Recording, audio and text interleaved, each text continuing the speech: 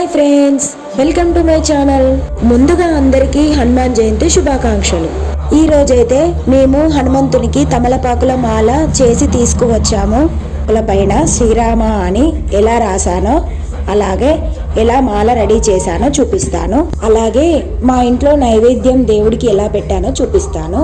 ఇప్పుడు ముందుగా తమలపాకులను తీసుకొని వాటర్తో నీట్గా వాష్ చేసుకొని తర్వాత పొడి క్లాత్తో తుడిచేసుకోండి. ఇలా ఇక మా కన్నయ్య స్వామి అయితే దేవుడిని మనసులో తలుచుకొని ఇక స్టార్ట్ అయితే చేశాడు. ఇక నేను కూడా స్టార్ట్ చేశాను రాయడం. చూడండి, నేను ఇక్కడ ఇయర్ స్టిక్ తీసుకొని హనుమాన్ది బొట్టు తీసుకొని రాసేస్తున్నాను. చూడండి, ఇయర్ స్టిక్ అయితేనే చాలా బాగా రాయగలుగుతాము మనం. ఇలా నెమ్మదిగా శ్రీరామ అని అయితే కంప్లీట్ చేసేసాను. చూడండి, మీకు చూపిస్తాను. ఇక్కడ చూడండి ఎంత బాగుందో. అలాగే ఇంకో లీఫ్ తీసుకొని దానిపైన కూడా శ్రీరామ అని ఇలా రాసేస్తున్నాను.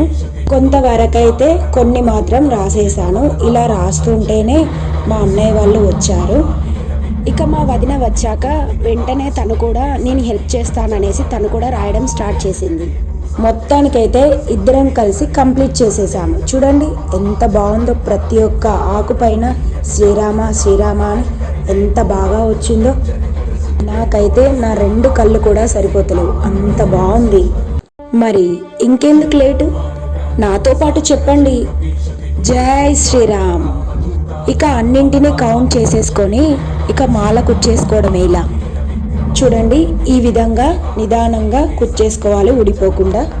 ఫైనల్గా అయితే మాల కూడా రెడీ అయిపోయింది. ఎంత బాగా మాల వచ్చిందో.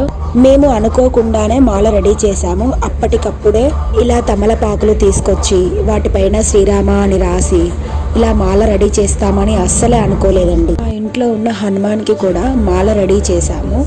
ఇక్కడ చూడొచ్చు మీరు, మాల వేస్తున్నారు స్వాములు. ఆ హనుమంతుడికి ప్రసాదాలు నైవేద్యాలు అన్నింటినీ స్వాములు సమర్పిస్తున్నారు.